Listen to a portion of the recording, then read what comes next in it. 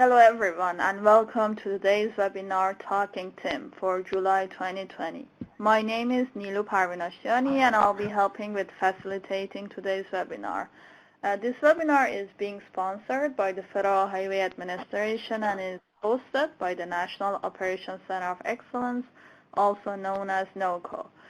Just a quick reminder, if you don't know us, we offer resources to support the transportation system management and operations community. So on your screen right now, if you look at the bottom left side, you see a box called Useful Links box. So in there you can find links to our website and newsletter, recent case studies, and previous webinar recording related to TISMO and also the topic of this webinar.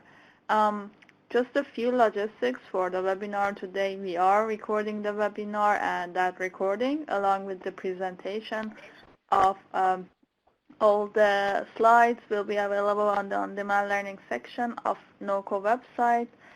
All of the attendee phones are on listen-only mode by default, but we'd like you to stay engaged by using the question discussion pod for any comments or question you have during the webinar. As those questions come to mind, please just insert them in that question discussion pod, and we have dedicated some time at the end for Q&A where our moderator will go through those questions. So that's all I had, and with that, I'll hand it over to our moderator, Paul Jodoin, to start us off. Thank you, Nilo, and again, thank you for all the hard work, some of it last minute due to my fault, but really appreciate you and the Center of Excellence for helping us with these webinars.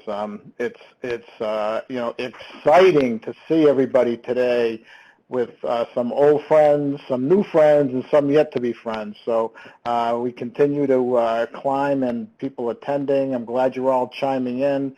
So TIM Nation can get to know each other, and hopefully you don't need us to facilitate discussion between yourselves, and just really thrilled to see everybody chiming in today, so joining. So with that, Jim and I have lined up what we hope is an engaging webinar. We have on the agenda today, after I'm done with my spiel, Jim will give us an update on the TIM training activities, and then our boss, Jim, and my boss will give us an update on the executive leadership group. If you recall, every month we're having this Meet the ELG, the executive leadership group. Last week was the Towing and Recovery Association members of the ELG, but Mark is actually not only is our boss, but he's the chair of that group, and so he will provide us a high-level oversight. So, we probably should have started off with this first of what the ELG is. Grady Carrick will be up next, talking about some research on unmanned aircraft system used for TIM that I think you'll find interesting, and then two long-standing champions out of California, Sarah Burnworth from the San Francisco Bay Area, MTC, will talk about an incident dashboard that they've created, and Sang Lee, my good friend Sang Lee, will provide an update on the California TIM program. And then we're going to have some updates on some research that we have that we'll be talking about at the end. So with that, I wanted to share with you for August. We have August already lined up. Next month will be Meet the ELG. Will be Dia Gaynor, who is the Executive Director of the National Association of EMS Officials. She's been an active member for quite some time, and always great to have her involved with anything we do. Rebecca Brewster will provide an update on where we are with the self-assessment that we hope to kick off right in September 1st, and with a modified version. So we'll get an update on what those modifications might be. She's a contractor that supports us from the American Transportation Research Institute.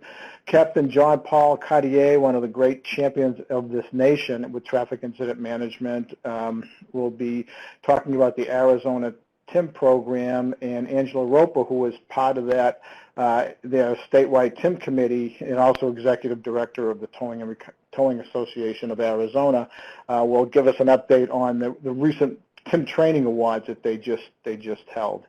And then back to Jim Austrich will be giving you an update, exciting update on some EMS, some credits in CAPC for continuing ed for firefighters and paramedics and EMS folks. Jim's been working really hard on this for a long time. So with that, Mr. Austrich, I will pass it over to you, sir. Thanks, Paul, and greetings to everyone. Thanks for joining us.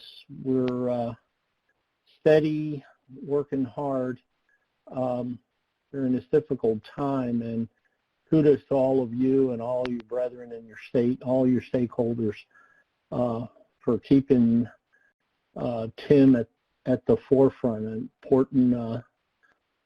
important program that we must always keep strong to protect not only our responders, but actually our family and friends, all motorists. So the initial slide here is the big picture slide. Just received this as of yesterday.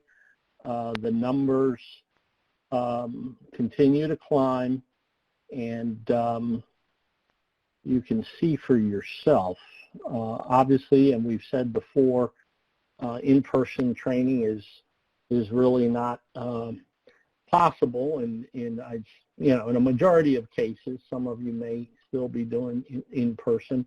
Paul and I do hear that there are a few, but the majority of the training is being done remotely, web-based, as we've said, and it continues to.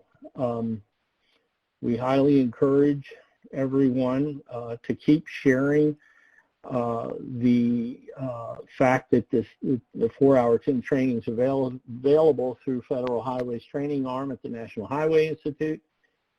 Most of you should have, and I'll show in a minute in the next slide, the URL to get that training free of charge, and at our partner organization, the Emergency Responder Safety Institute Responder Safety Learning Network, which has a TIM certificate free of charge as well and continues to grow.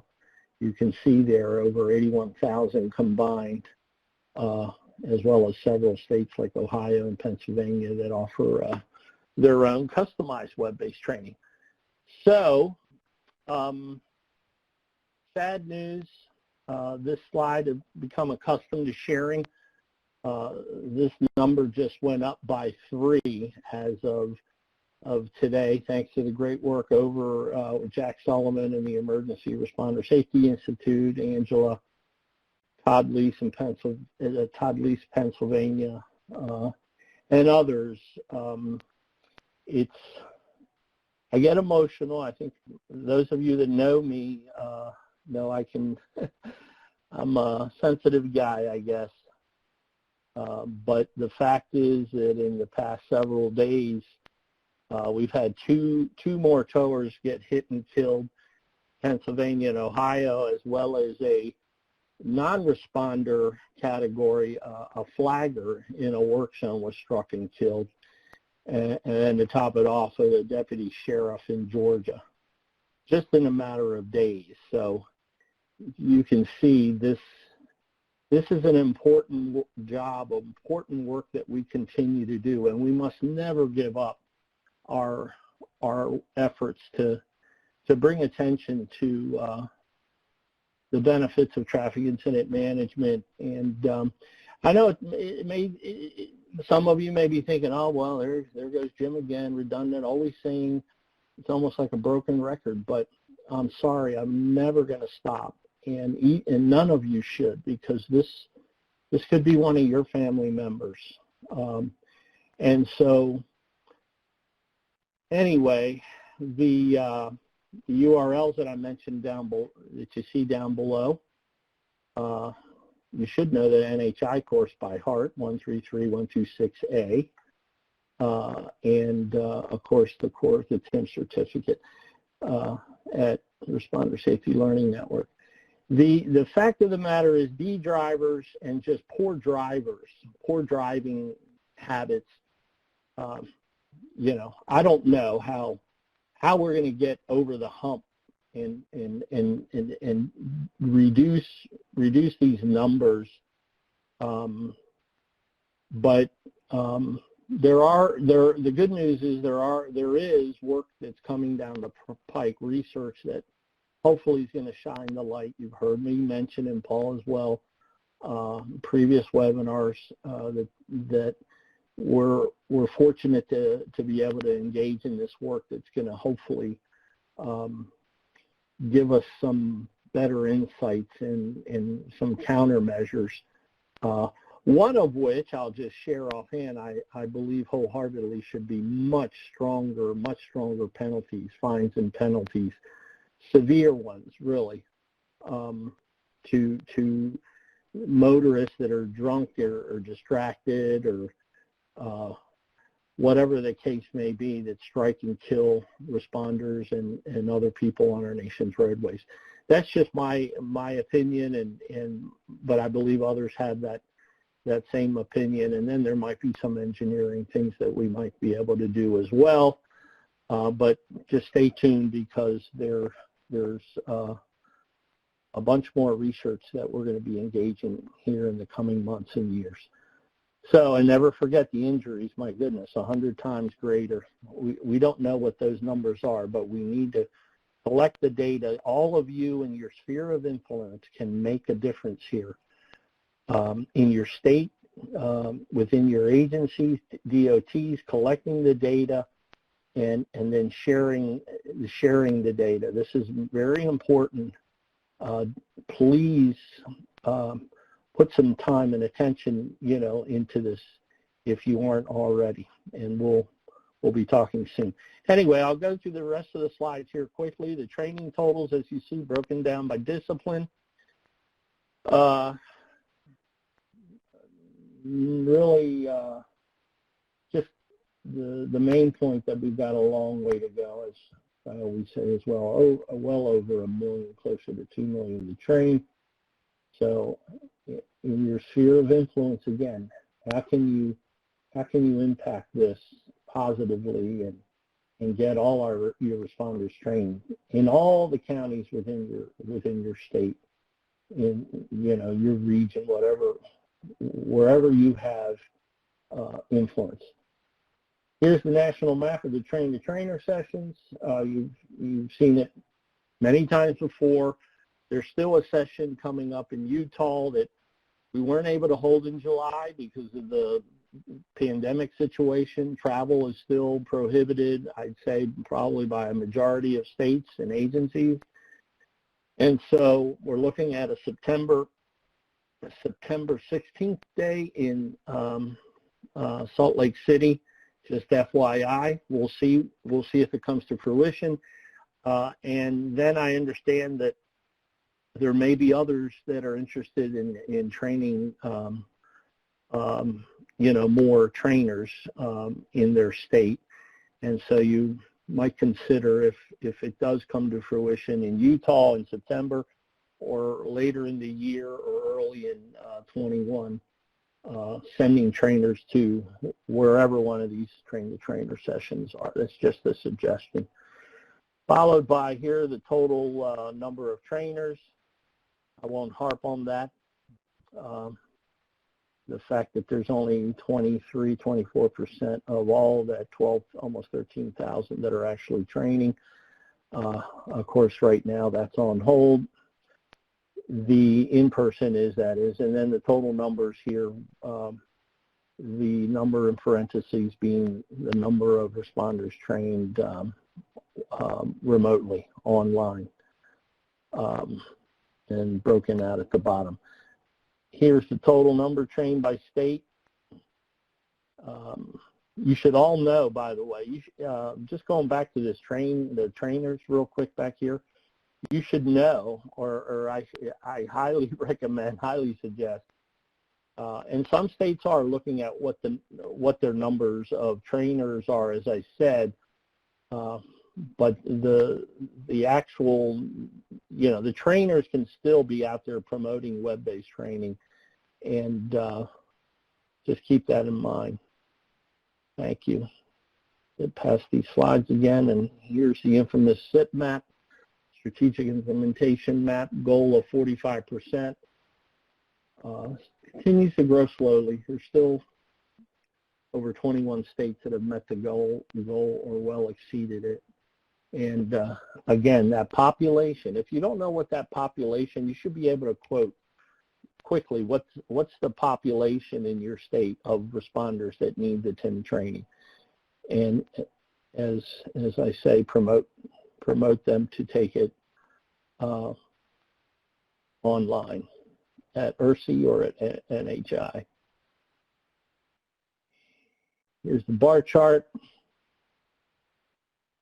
And a big reminder, we'll be talking more and more about this, and there'll be some state planning calls starting next month. Again, at Fleming, who's the contractor, Chuck Yorks and company. We've finally had our first coordination meeting, and date changed by a couple days. It's officially the 9th through the 15th, full week of November. And our slogan is quite simple and to the point. Slow down, move over, be safe. Lastly, a big thank you to all of you, and I guess never forget and never stop doing what you're doing, because you're not only saving lives, most importantly, you're saving time and money, and you're key to our nation's success. Anyway, with that, Paul, thank you. Thank you, Jim. So next up is Mark Kehrli. Who is our boss, Jim and my boss, and we're extremely lucky to have Mark as our boss. And I'm not just saying that because my annual review is coming up. I'm saying that because it's true. Mark allows us a fair amount of leeway to do what we want to do. We think we should be doing, and but then is an active participant with us. He really has bought into the TIM program, and he is an extremely strong advocate within USDOT and with the rest of the country. So we are very pleased that he is also chair of this executive leadership group, and he helps us quite a bit, and we just appreciate having you on board, Mark. And with that, if you could just give us an overview of the ELG. Thank you, Paul. Jim. Well, it's such an honor. I'm really, really, really happy to participate in today's call. I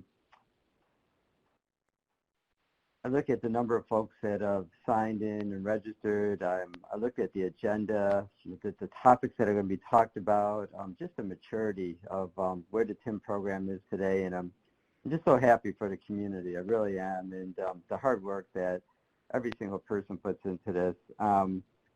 It's come a long ways, and I know it was a lot going on before I came on board, but just to see the work that everyone's doing, it's really it's incredible work and really noble work, and I really appreciate everyone for what they do.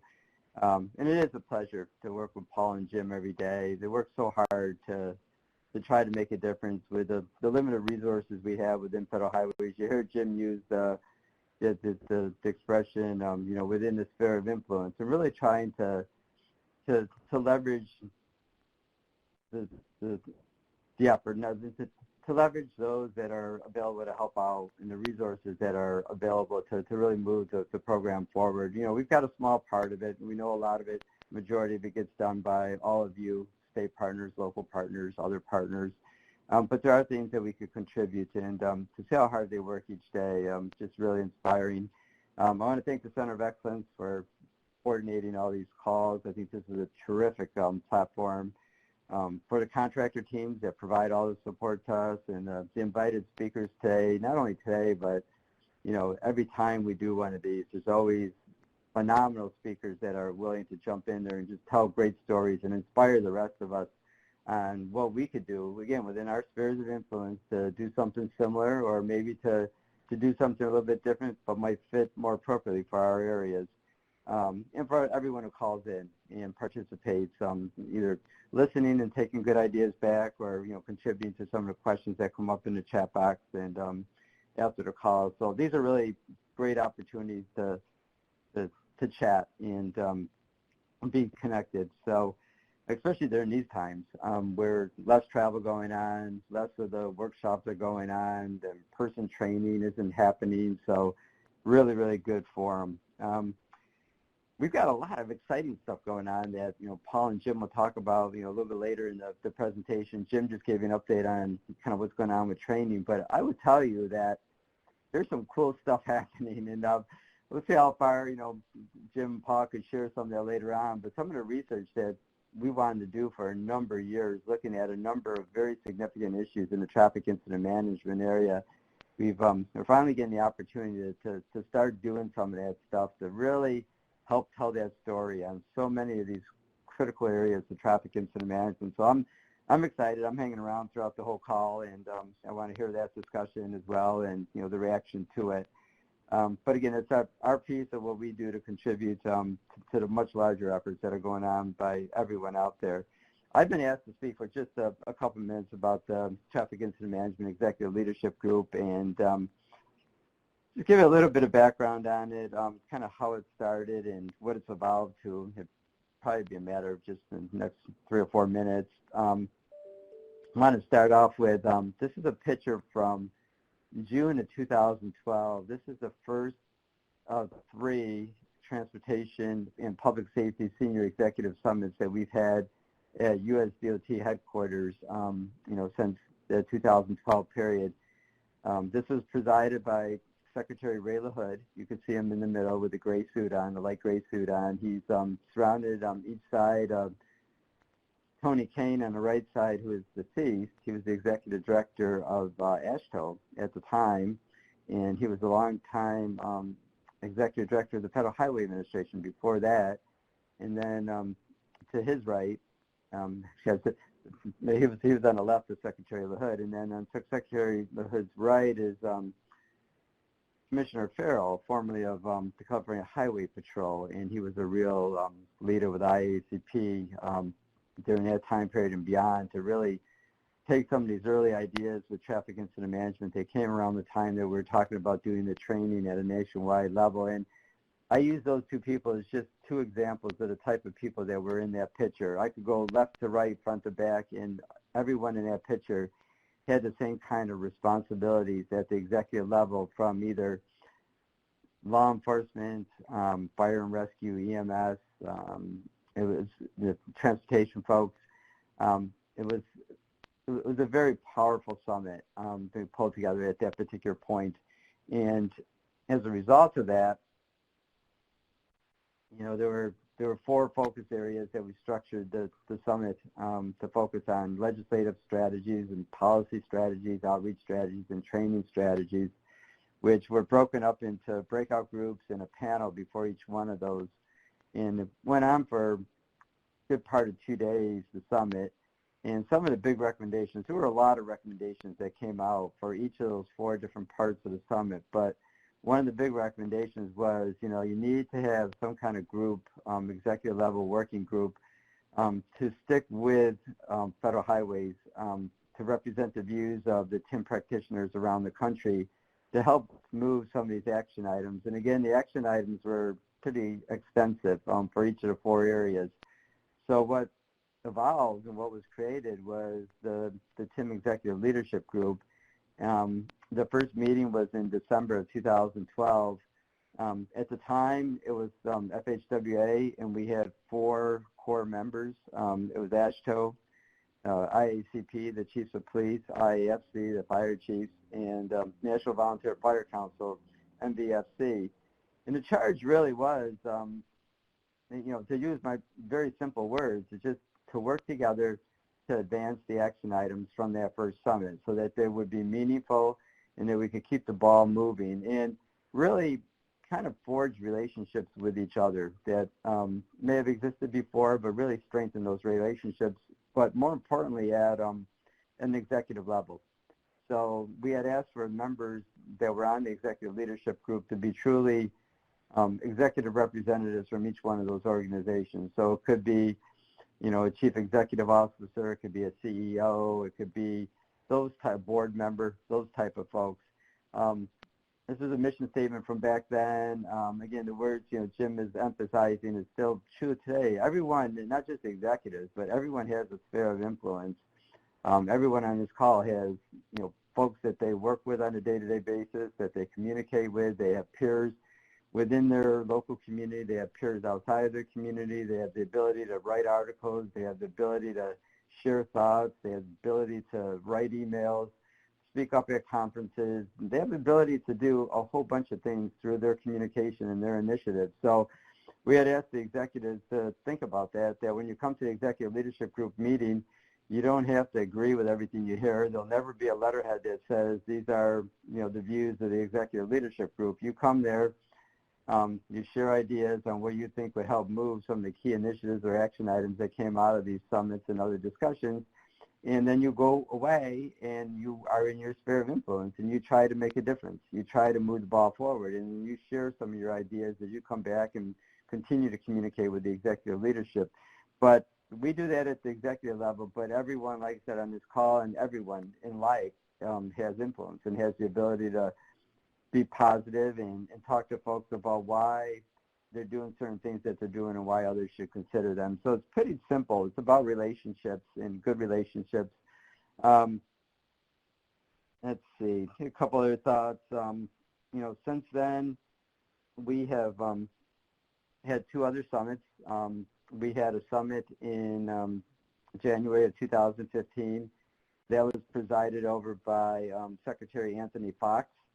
And then just most recently in November 2019, we had our third summit, and that was presided over by our current secretary, Elaine Chow.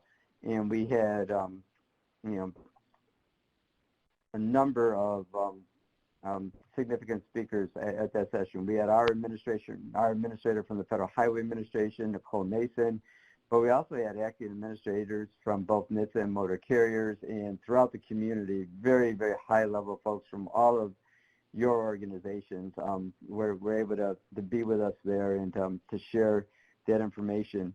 And one of the things that we asked after both the second summit and the third summit was, okay, this executive leadership group, we were asked to put it together as a result of the first summit.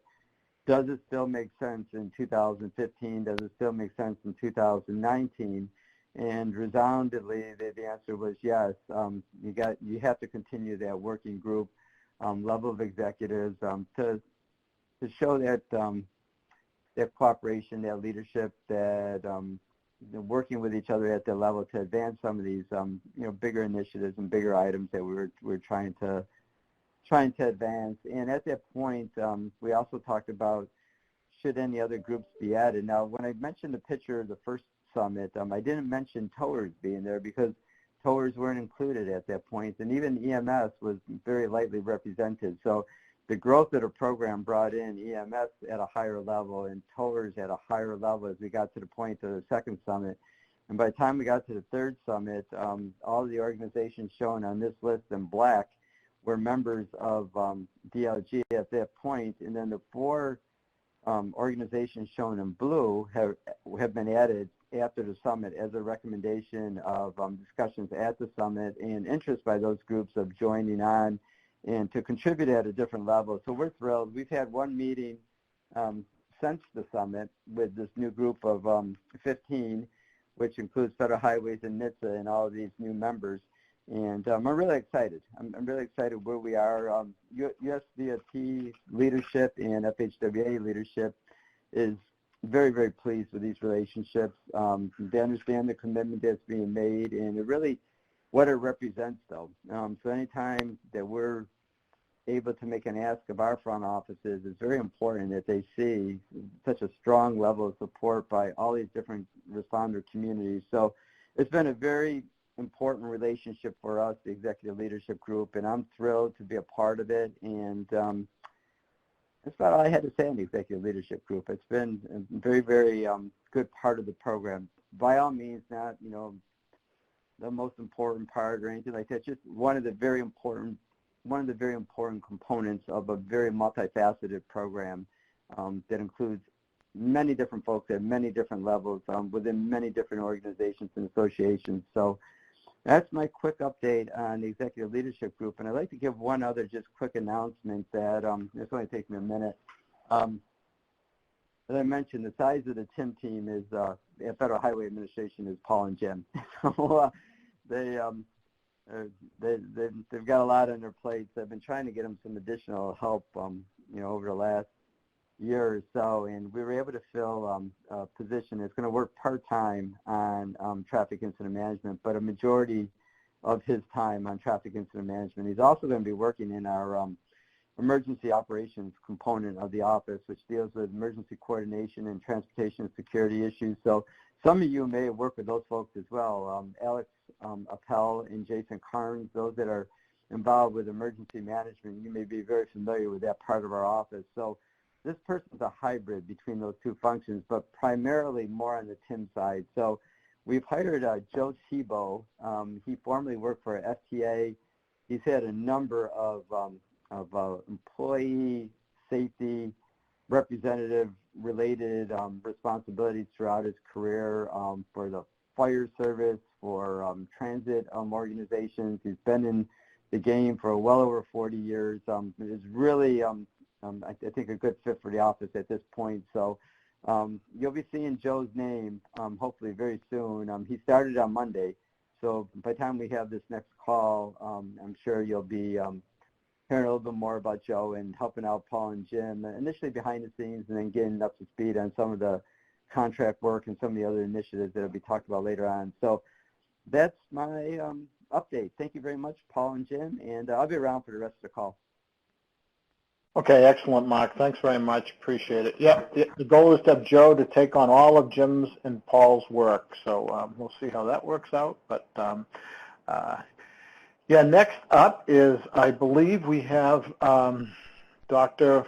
Grady Carrick, who is also a retired chief of the Florida Highway Patrol. He was at one time chief of all of northern Florida for a later part of his career. So, but more importantly, he's been a very strong champion of traffic incident management, was a master instructor with the SHAP 2 training, and he's helped us, Jim and I, on many different projects. But on this, he's going to provide us an overview of some research that he has done recently on UAS and how we can use it to enhance traffic incident management. With that, Grady.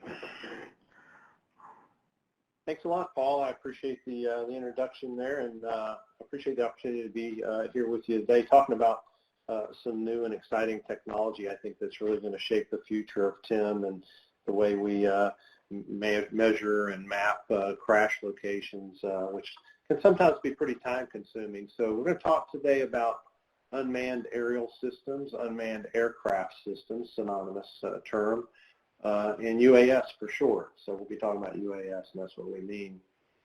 Now, in talking TIM, we've had presentations on UAS before, so we really today it's going to be not so much talking about how it's used and how it's applied, but we'll go into a little bit of that, but we'll spend most of our time talking about the benefits and giving you some recommendations for implementing a program in your area. You know, there's over 18,000 police departments in the United States, and but less than 200 of them have manned aircraft units. So a lot of them are getting into this UAS arena because it's a great way to get into aviation. And as of April of 2020, there's an institute at Bard College that studies UAS, and There's over 1,500 public safety agencies using UAS now, and about 1,100 of those are law enforcement. Now, UAS is governed by FAA regulations. You're essentially a remote pilot when you're flying one. So our discussion about legal parameters really starts with that, and anyone who flies UAS has to have a remote pilot license, and that involves taking the certification and testing through an approved FAA training center. So that's where it starts at the national level, and then down at the state level, there are also laws that govern UAS. As a matter of fact, the National Conference of State Legislatures tells us that since 2013, 44 states have adopted some type of UAS law, and 3 additional states have resolutions. The most important thing about state laws, though, is 19 states have some requirement for law enforcement to obtain a search warrant to use UAS, and that can be a little bit of a limiting factor for people who are wanting to go into that arena. So we'll talk a little bit later about some success stories about people who have had an opportunity to work with their state legislatures and get laws changed, but this is one of the things that, one of the hurdles, I guess, that we have to cross first when we talk about going into UAS.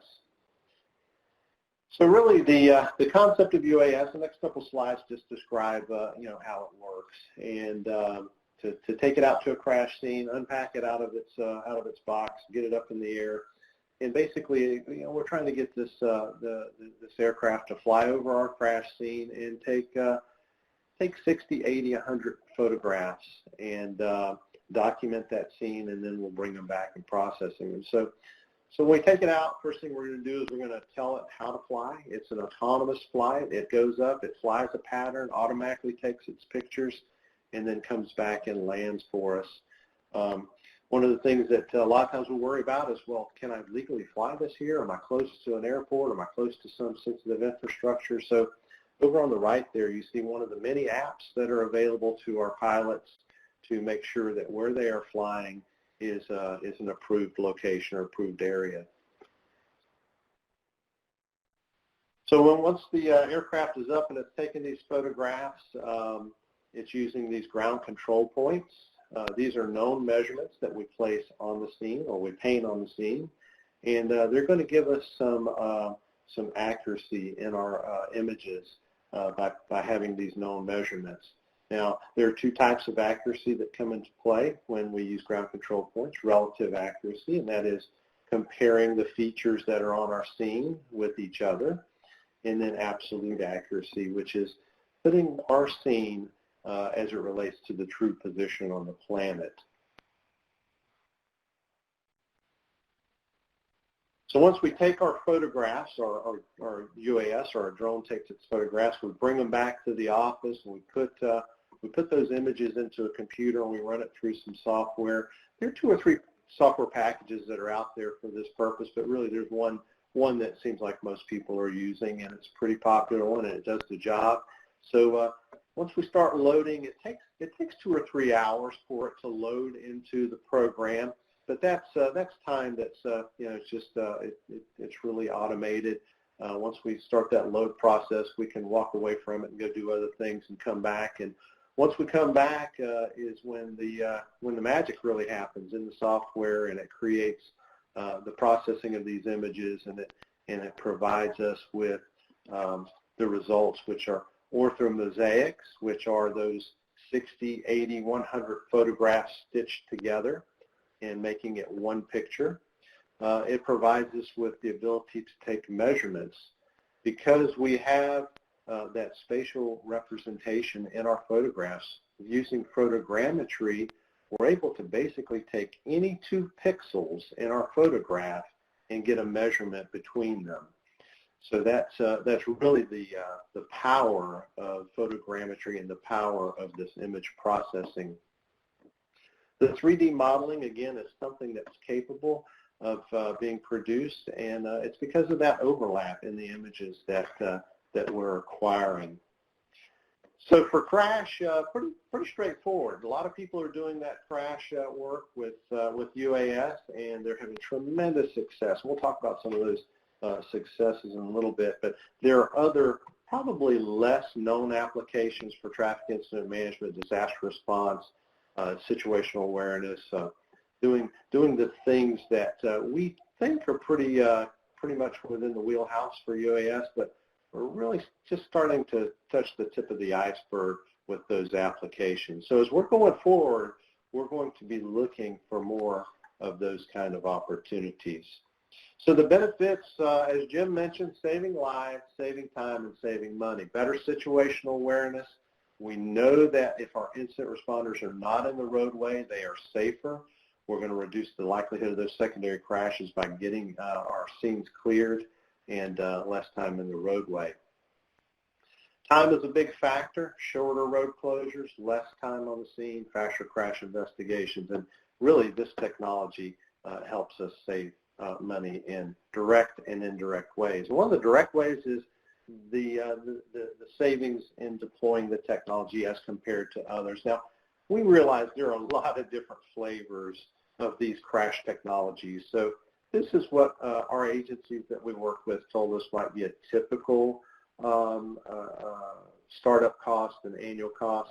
So there might be some variance one way or the other, but you see UAS has a pretty good advantage right off the bat.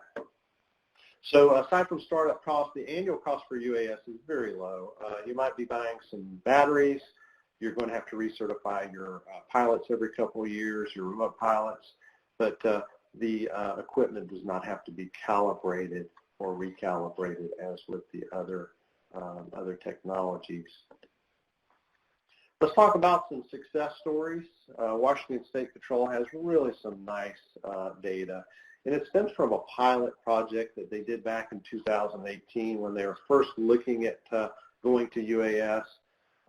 They deployed a number of times, 125 times, and what they did was they did a comparison of their actual UAS deployment compared to what investigators told them it would have taken utilizing total station or laser mapping. And what they were able to arrive at was there was a significant time savings, 80% reduction in road closure time, and that translated into over a $4 million savings just on those 125 deployments that they had. Here's a graph that really kind of illustrates that savings. And in this case, that's the 91 cases done by their criminal investigation unit. The other cases were done, the other part of the 125 were done by their patrol unit, and they have similar 71% reduction. In Tippecanoe, Indiana, that's where Purdue University is located, and the sheriff's office there partnered with Purdue, and they were one of the early adopters of UAS, and they saw a 60% reduction by using UAS. And again, another fantastic success story. One of the interesting things that they pointed out was with UAS, it doesn't matter if you have 2 cars or 20 cars. Basically, the flight time for UAS is going to be pretty similar. And what most agencies are telling us, it's 15, 20, 25 minutes is what it takes to put the UAS up, get the images that you need, and bring it back. North Carolina, the State Patrol there and the DOT actually went to a driver training facility, and they did a staged 2-car crash, and they said, okay, troopers, you use your 3D laser scanners, and we're going to use UAS, and we'll kind of compare the two, and it was a huge time savings. Again, we're looking at examples where this was kind of scientifically arrived at. What is the difference in time? What is the time savings? And that's the value in UAS. Now, there are a lot of other examples that we really don't have that, that controlled setting, that direct comparison of one technology to another, and that precision and how much time was saved. But what we were able to find is 45 accounts around the country where agencies have said UAS has helped them save time or save in other ways, just really in a dramatic way. And so what we did is we chronicled a bunch of those things that agencies told us and told the media that represented those savings. So you can see just some of the examples there. We're talking about taking crash investigation. These are serious and fatal crashes, taking them from hours down to minutes. And there's some more examples there. And again, just really stuff that they don't have the exact numbers, but they can tell you roundabout pretty close to what they're seeing and how effective it is. Let's look at a couple case studies, and then we'll wrap up with some recommendations. So Michigan State Police, they were a trailblazer. They pride themselves on accuracy, and one of the things they found was using these ground control points, and now they're moving to GPS use with their ground control points to make it even more precise. But they have gotten their accuracy down to the centimeter level, and that's more than adequate for any crash investigation purposes. So again, accuracy, we are fairly confident, is there. The public is really important to get them on your side. If you go into this arena, Austin, Texas realized that. Their traffic homicide unit went out and conducted some public meetings, and they got input, they gave information, and they basically showed the technology to the public, and they talked about their policy and how they were going to respect people's privacy and people's rights under the Fourth Amendment, and they really kind of headed off any problems that they might have had. Another example of time savings was up in Maine. They had 6 similar commercial vehicle crashes. 3 of them they used their total station, and 3 of them they used UAS, and none of the 3 using the UAS involved any road closure. And as a matter of fact, the flight time was just minutes, and most of the time they spent waiting for wreckers. So the time savings was really huge in those 6 similar commercial vehicle crashes. Talking about changing laws in Virginia, Stafford County, the sheriff's office, they wanted to use UAS, but they realized Virginia had a law that prohibited them from doing it for crash investigations. So they partnered with the DOT, they partnered with the state police. They went to legislative hearings, and they got the law changed in Virginia. And this is what some of us might have to do around the country to get UAS allowable for crash investigation purposes.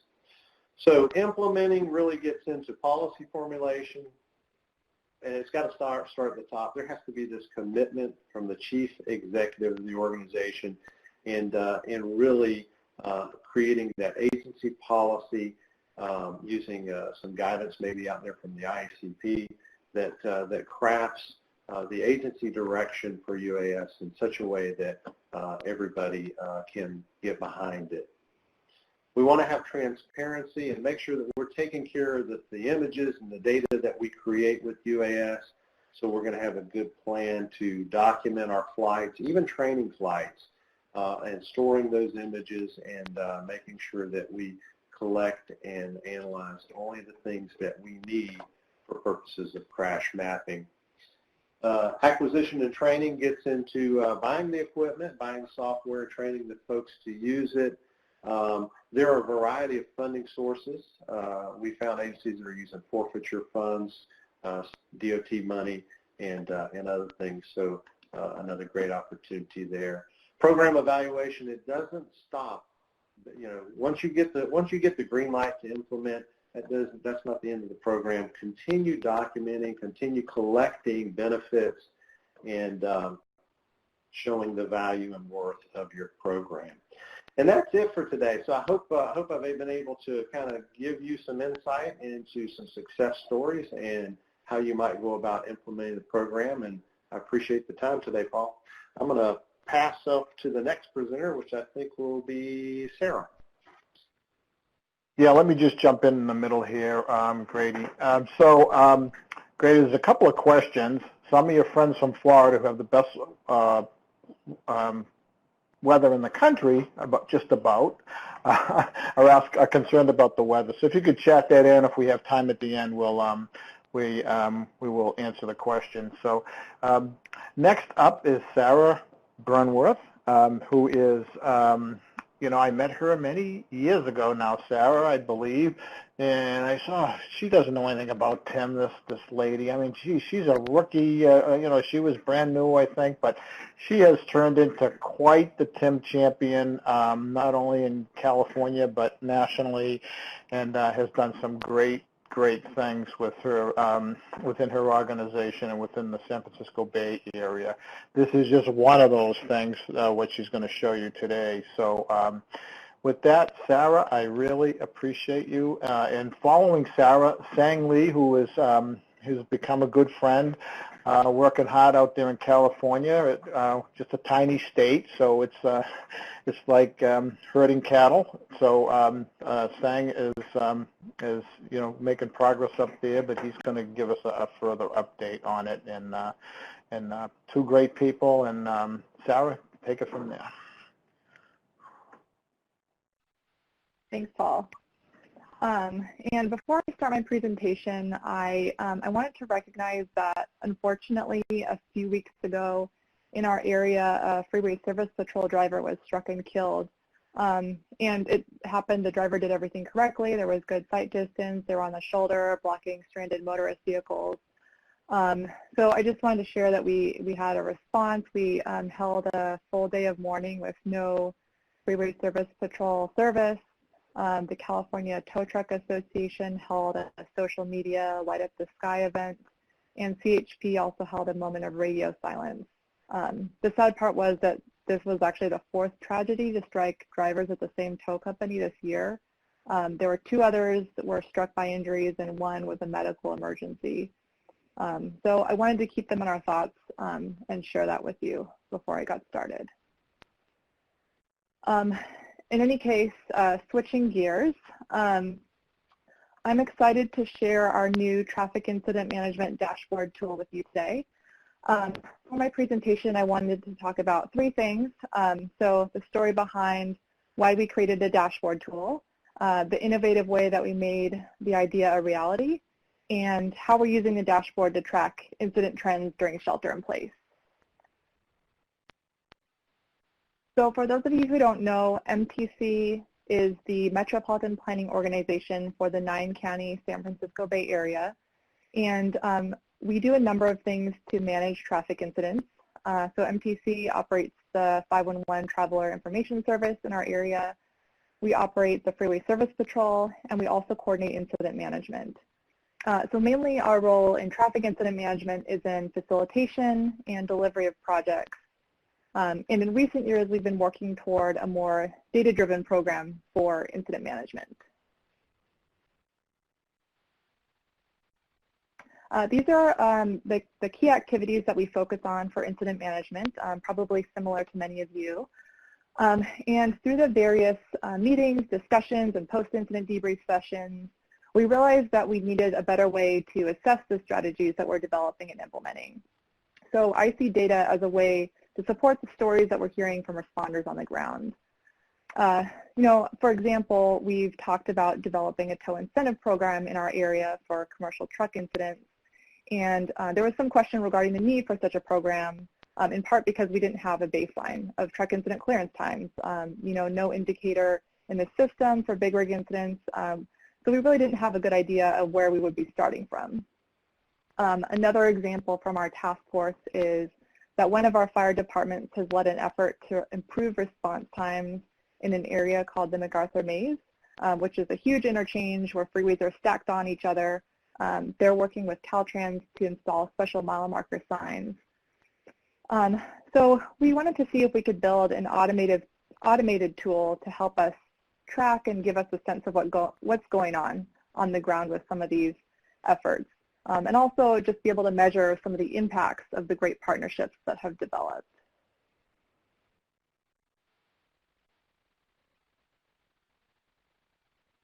All right, so I wanted to share real quick the innovative way, the unique way that we delivered this project. So MPC is a part of the Startup in Residence program, which is a nationwide program that connects government agencies with startups to solve various challenges. Our challenge was to develop a timely, user-friendly dashboard tool for viewing traffic incident characteristics and trends, and we also wanted to see if we could extract some additional value out of the existing data set. So we got interest from a number of startups and ended up partnering with My Sidewalk, and luckily this kind of thing is what they do with various types of data. And in May of last year, they developed a prototype for us free of charge. At that point, we chose to contract with them. And then just last month, we launched the dashboard tool that has so far been well received by management at Caltrans and California Highway Patrol and MPC. Sorry, it's taking me a minute to change the slides. There we go.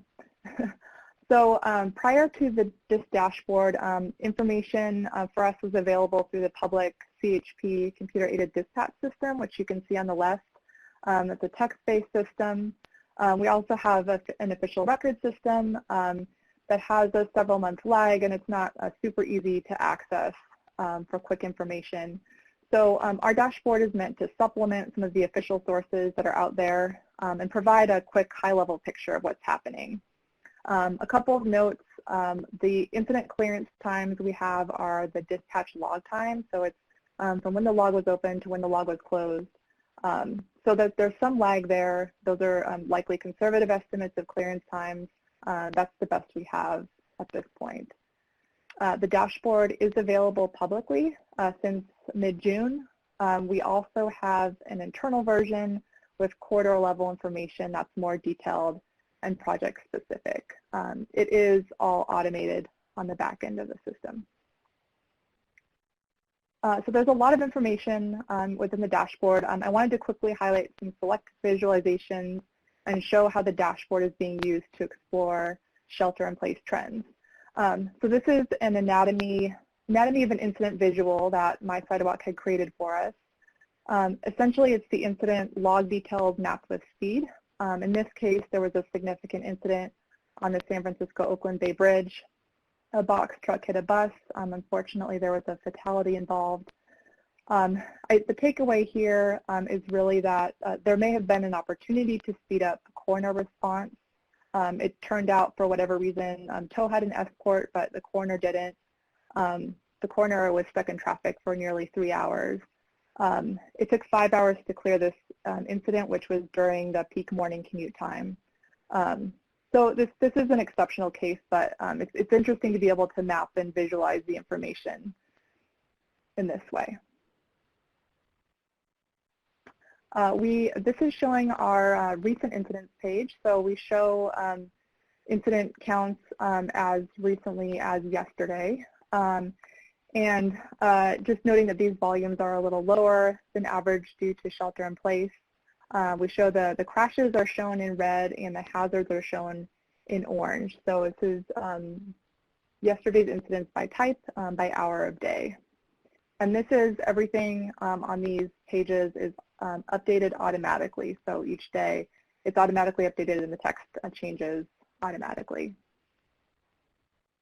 Looking at the incident trends by month, by year in this case, you can see this is for over the last 5 years. Typically, we have some ups and downs with the seasons, but it's pretty consistent, about 8,000 to 9,000 incidents each month over the past 5 years. You can see on the dark blue on the bottom that huge dip that happened in March and April of 2020 and is slowly climbing upward. But that's more than we've ever seen in terms of the dip in the number of incidents happening in our area. This one is showing the shelter, what happened during shelter in place versus present time. These are incidents, numbers of incidents from the previous quarter. So again, you see crashes in red and hazards in orange. So this is going from starting in February of 2020, and then you can see the black arrow is when our shelter-in-place order happened, and then mid-March. And then you can see that crashes, especially crashes, went way down. And then starting in kind of June and July, the crashes and hazards are trending back upward, but still not back to normal. And then more on the shelter-in-place impact. What's kind of interesting is that we've seen that as the incident volumes are increasing, the clearance times are decreasing. So looking at this previous quarter clearance time, throughout the dashboard, we've seen that we're using the median clearance time and also the 90th percentile clearance time. So in this case, that means 90% of incidents are cleared in 117 minutes or less. So the green line is the 90th percentile clearance time, and the blue line is the median clearance time. So this is for the period starting in March to July. So what we were seeing in March, April, when our shelter-in-place first happened, is that traffic was completely gone.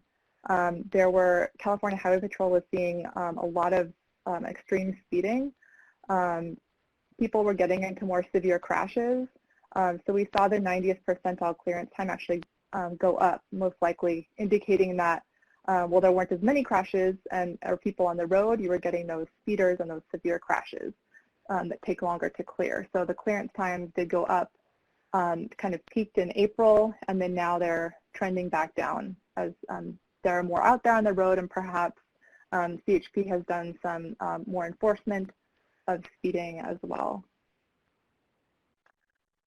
This is another look at the 5-year median incident clearance time.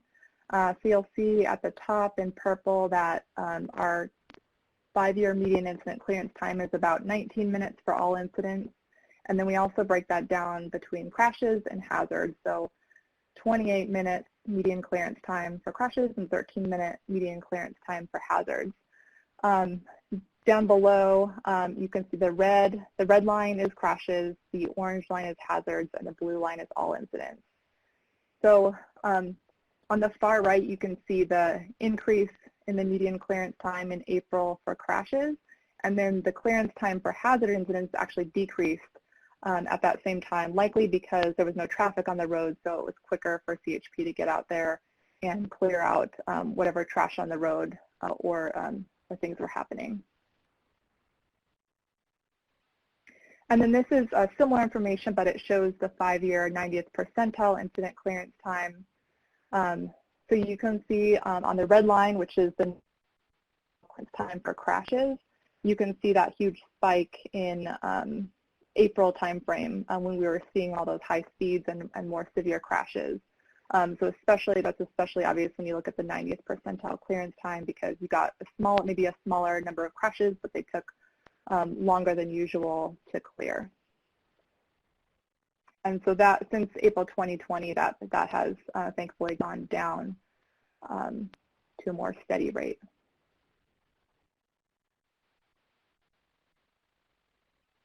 And then I had mentioned truck incidents, and one of the neat things that we did was use text keyword searching of the CHP system to pull out semi-truck incident information.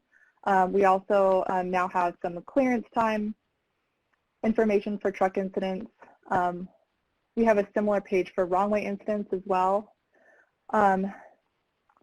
So we know now that truck incidents are about 6% of all incidents that are happening in our area. Of course, that depends on corridor, and so we have on our corridor level pages, we break that down a little more by corridor. Looking at truck incidents over time, we can see that there was a significant decrease during the shelter-in-place time frame, where that blue line goes way down. Our truck incidents, I didn't add it on here, but clearance times, I think the median clearance time over 5 years is something like 36 minutes for truck incidents versus about, I think it's about 20 or so minutes for all incidents, or non-crash, 28 minutes for non-crash incidents, or sorry, 28 minutes for crash but non-truck incidents, and then 36 minutes for semi-truck incidents. Those are our clearance times for semi-trucks. So we do have some of that information now, and then similarly for wrong way incidents. So that was just a quick overview of why we developed the dashboard, how we deliver the project, and what we're seeing in the data now. You can access the dashboard at timbayarea.org, and I would love to hear what you think. Thank you. Thank you, Sarah. Sang, you were going to take it right from here, right, Sang? Absolutely, Paul. Where do you go? Good morning, everyone. I'm Sang Lee, and well, it's good morning those in the Pacific time zone anyway, and the rest of you, I suppose it's good afternoon. So with that being said, again, I'm Sang. I am the TIM Program Manager for California Department of Transportation, otherwise known as Caltrans. And I was asked to present on the status of the TIM program here in California. I'm honored to do that. And with that, I thought I'd choose a pretty good picture of what's happening in California. And this is me with my son. He kind of took over some of my space, but that's okay because he's a good cubicle mate. So I have some of you guys can relate, some of you may not, but this will tell a story about what's going on in California. So what I want to talk about today is the TIM status. And with that, I'm going to go over the training data that we have. And then we'll revisit EDC4, using data to improve TIM.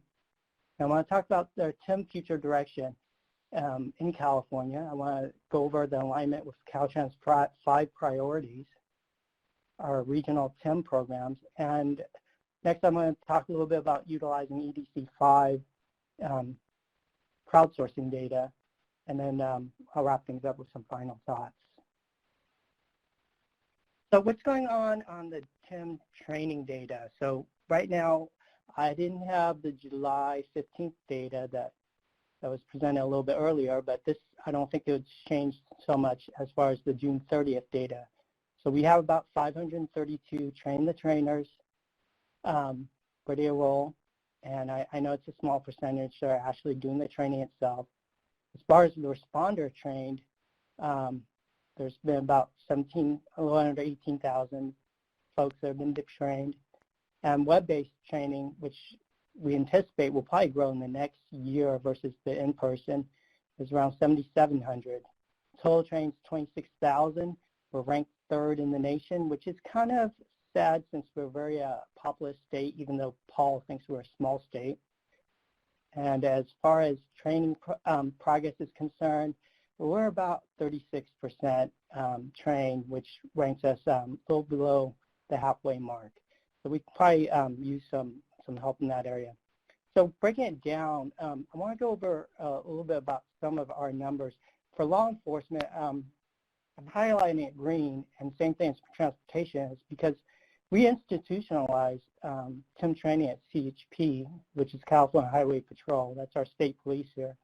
And we have it in their academy when the cadets come in. It's part of the curriculum, so that's great that everyone who comes a CHP officer gets the TIM training. And then our side of the house on Caltrans, as far as transportation folks are concerned, we make it a part of the curriculum for new employees maintenance orientation, which is basically short for NEMO for short. It's the orientation program or the training program that maintenance workers has to go through when they join the department.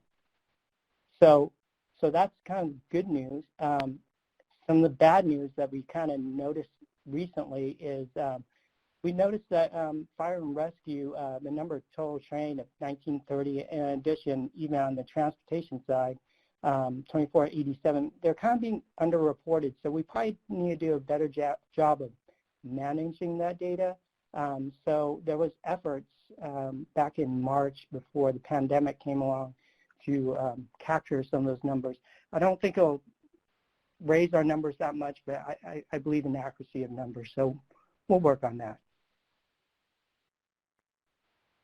So what I want to talk about is revisiting EDC4, using data to improve TIM.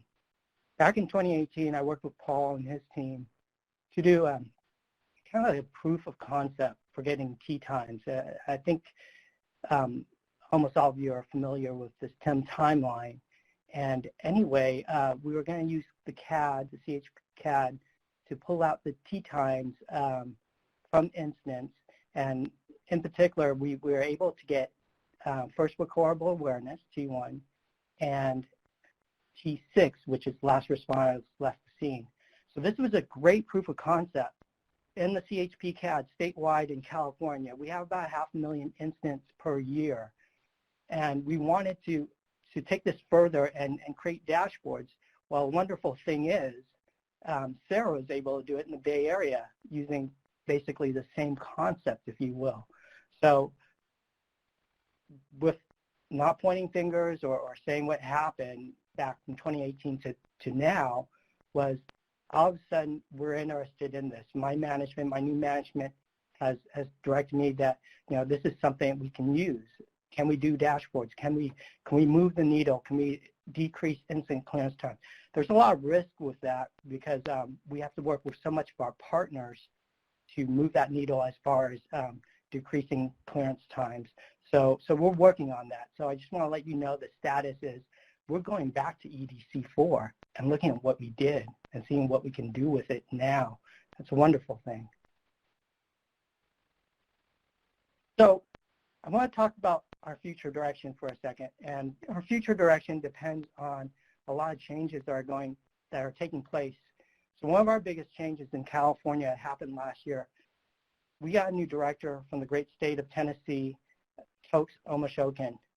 He came to Caltrans, I believe it was like November or October of last year, and he came along with some priorities that were important to him.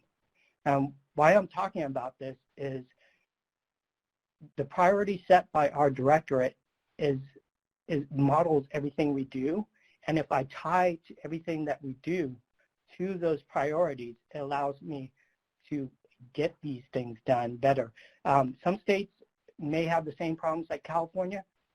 I get asked all the time, are you doing work that's non-resourced or anything like that? Well, if I can't justify my work, it's hard for me to do it. But if I align it with our Caltrans department's priorities, it makes it easier. So our new priorities are safety, modality, innovation, efficiency, and partnership. So what I want to do in the future direction of TIM is align it with those priorities in some fashion and to tell them, hey, if we do this, this is how we're going to improve safety. If we do this, this is how we're going to improve modality, et cetera, et cetera. So that's the game plan. Because these priorities are with the new director, which was hired by a new, or appointed by a new government structure in California. And we have to go along with the political winds the way they flow, or they blow.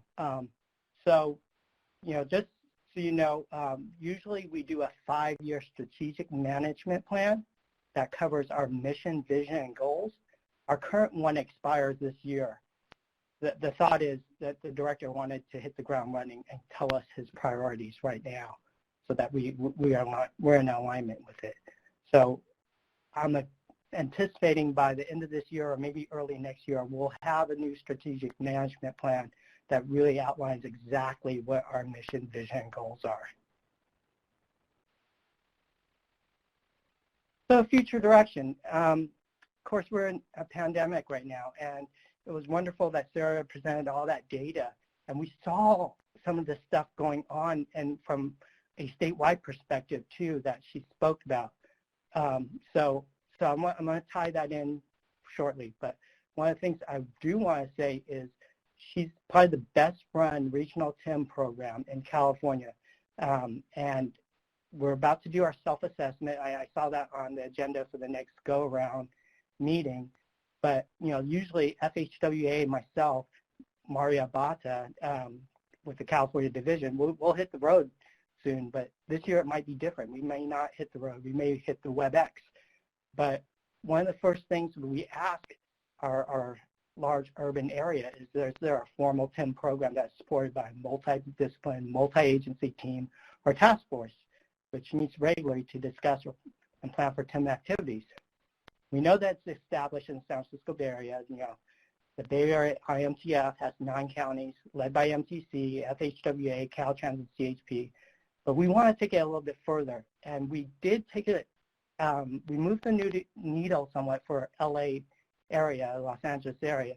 We met with their leadership, and we're hoping that they would come to our statewide in-person meeting that we were supposed to have in April, but we kind of lost that momentum. So obviously, LA has tons of centerline miles of freeways and a huge population, so it's a high-value target. But some of the other areas that we started to look at, too, was San Diego, Orange County, the Inland Empire, which consists of San Bernardino County and Riverside County, and the Sacramento area, in addition also to Fresno and San Joaquin County. We have a lot of urban areas in the small state of California, but that's all right. We can cover it. So that was the gist of where we want to go as far as the TIM program. We want to do what Sarah and the group out there has done in other areas. But granted, in some of these other areas, Caltrans and CHP are meeting with our partners in different ways, and the discussion is sometimes geared towards TIM, but we want it to be more of a task force oriented, and that's our intent anyway. So future direction utilizing EDC5, crowdsourcing data to improve TIM. So this is something Paul and I just talked about a week or so ago with one of his consultants, and we want to look at things that we can improve on as a department as far as Caltrans is concerned. We know that incident clearance time is, the majority is beyond our control, even though we're the owner-operator of the system. But what if we looked at the T1 time? The T1 time can be on us. If that T1 time could be 5 minutes, 10 minutes earlier, that first recordable awareness, using crowdsourcing data, theoretically, the whole time frame of time to return to normal flow would decrease by that same amount. So that's something that we're interested in and something we're going to look into. So that's one of the future directions we have. And moving along, some final thoughts, and this is where I'm going to take it back to what Sarah's talking about in a second.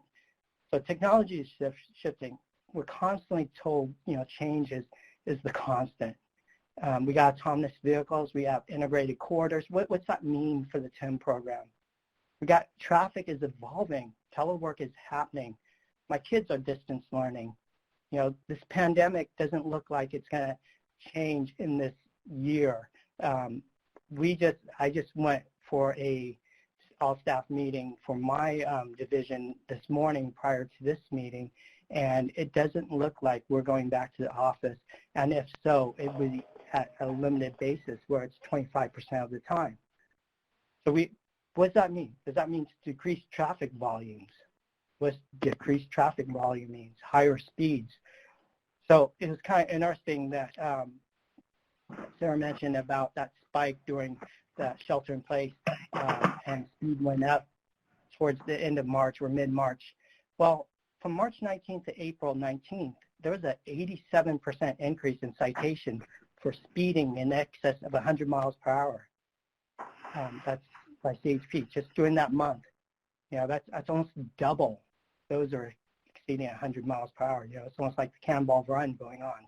I know the records for that was like shattering nationwide, but that's sad that that's the statistics, but it might be true. Okay, so we need to be adjusting ourselves to this this change. And another thing that was brought up to this morning's meeting that I thought was interesting too is, if we go back to work, does transit riding go down because folks are concerned about using public transportation? If that's the case, the other means of them getting to work will be getting back on the road. So that's something to think about. So with those things, incident severity is changing. We know that when things are going faster, simple physics, kinetic energy equals mv squared, being v being velocity. we're going to possibly see higher severity. And it's kind of on the good side is less volume usually means decreased incident counts. And we've seen that with some of the stuff we've done. So that's some of our thoughts here in California. And with that, we know that change is only constant, but as I did this PowerPoint together over the weekend and looking at some of what we've done in the past, really the only constant is safety. And if we tie everything into safety, we're in a good place. Our new director, our new governor, everyone here in California believes safety is important. And that's where I'm going to tie it in with the picture I presented to you in the beginning. I know that we're in challenging times right now here in California, but it's one thing to just work for a paycheck. It's another thing to work for the safety of our family, our loved ones. So, Paul, that's all I have. No, Sang, nice job, great job. I love the idea of tying it in with the boss's priorities. That has always been a guide that I've tried to go by when I agree, of course. But in that gentleman, that new boss you guys have, the director, is from Tennessee. Tennessee is one of the best TIM programs in the country and an advanced state, so hopefully you get some nice support there. Great presentation by Sang and Sarah, as usual. So we're running out of time. Once again, I didn't do a good job at managing time, but we're going to have a couple of poll questions. Could you fill that out pretty quick? Are you currently promoting the online TIM training option? And nobody better say no.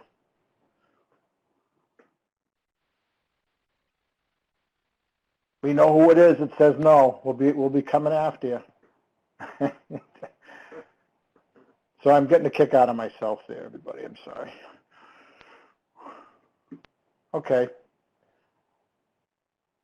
All right. So mostly everyone's pushing it best to their ability. The NHI, the Responder Safety Institute training, both.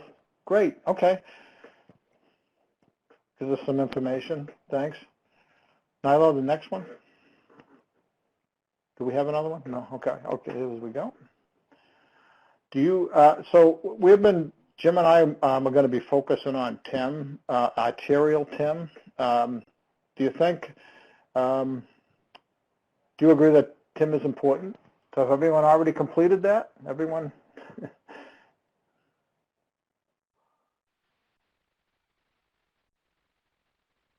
Looks like we have 100%, 100%. Okay, that's good because more to come on that. Excellent. Okay. Right now, we'll go with my presentation. Oh, we got another one? Okay, sorry. Oh, this one, yeah. Yeah, this one's scary. How do you feel TIM is being prioritized by your agency and organization right now? We know it's tough, but.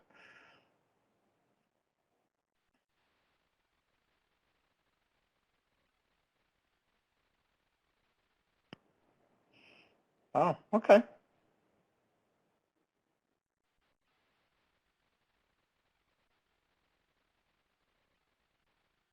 All right, good information.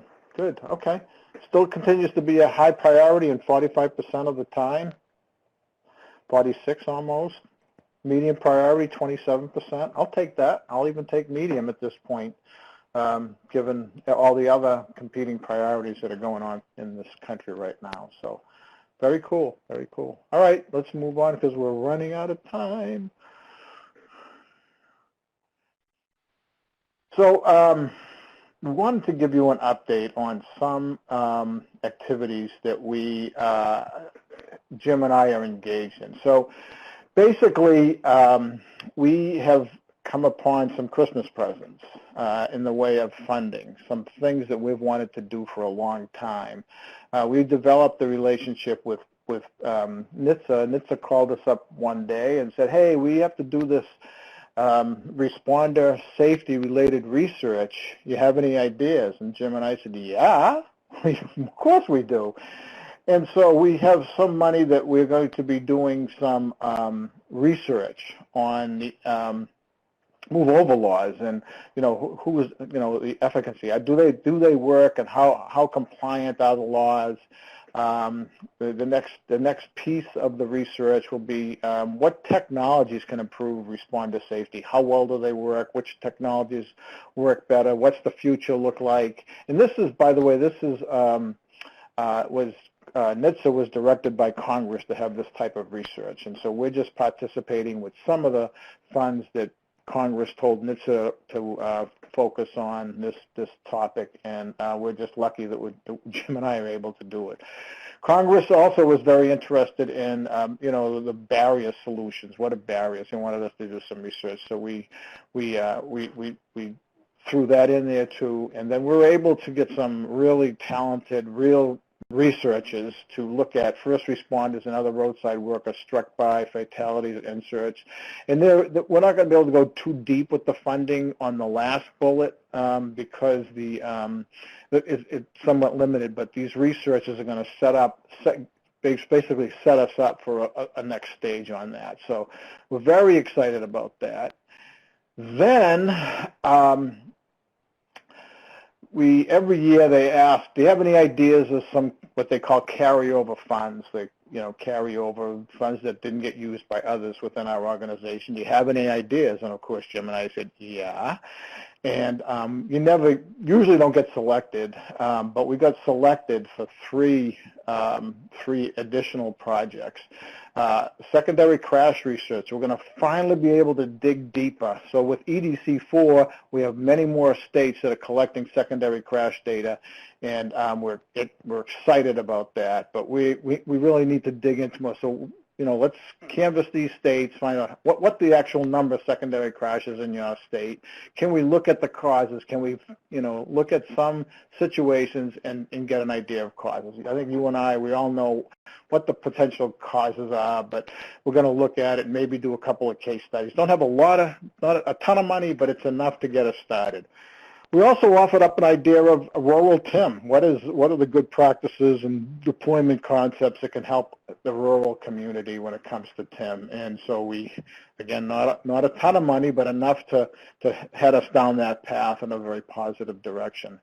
And then a lot of you are familiar with Jim's instructor-led virtual TIM training, and applicants, so the training is just about developed. We're going to be moving forward with that, but there was some suggestions made for being able to use the training through smart devices. So the training is going to be modified so we can actually use smart devices. So that's really cool, and we're very excited about that and getting, so all these things kept falling in our lap. And then there's one more thing that I'm not authorized to announce yet that's really cool, as cool as any of the other projects that we just mentioned, but hopefully next month. I thought I was going to be able to announce it today, but was not able to, but hopefully we'll be able to share more of that information with you. So how are we doing with time? Well, we're out of time, but I just wanted to leave you with, does anyone know what the NUG is? Type it in the chat pod.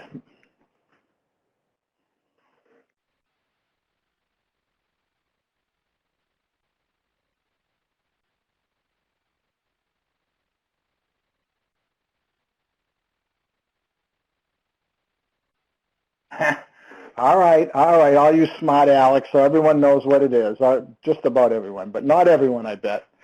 And Austin is jumping ahead on the second one. What are the three goals?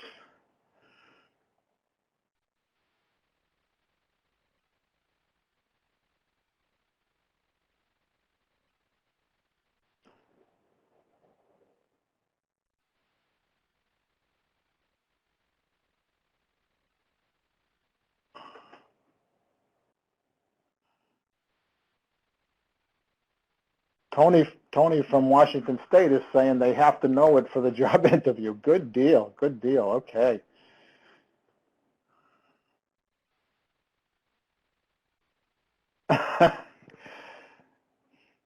Okay, so those of you that didn't know, the answer was, the NUG is responder safety, safe concurrence, and prompt, reliable, interoperable communication. Now, it's supported by 18 strategies, 12 core strategies, and 6 cross-cutting strategies, but the 3 objectives. And so we won't go into it anymore today because we're running out of time, but we're going to be talking more about this on future webinars. What, should we, it's sort of fallen by the wayside. Should we rename the NUG? Should we, are the goals the proper goals? Is there, an increased potential for that? Kind of revisiting it. It sort of has dropped off, although apparently it hasn't dropped off because we get so many positive answers. So it's really cool what we saw there. Just wanted to close with, the National Safety Council. We've been hearing it anecdotally that Jim had to leave, by the way. We have another meeting in 1 minute. 0 minutes. That anecdotally that while volume has gone down, speeds has increased, and fatalities has increased, and so that's what the National Safety Council confirmed for May. There was a 20% increase in fatalities in May. So we that's not a good trend, but the speeds were up.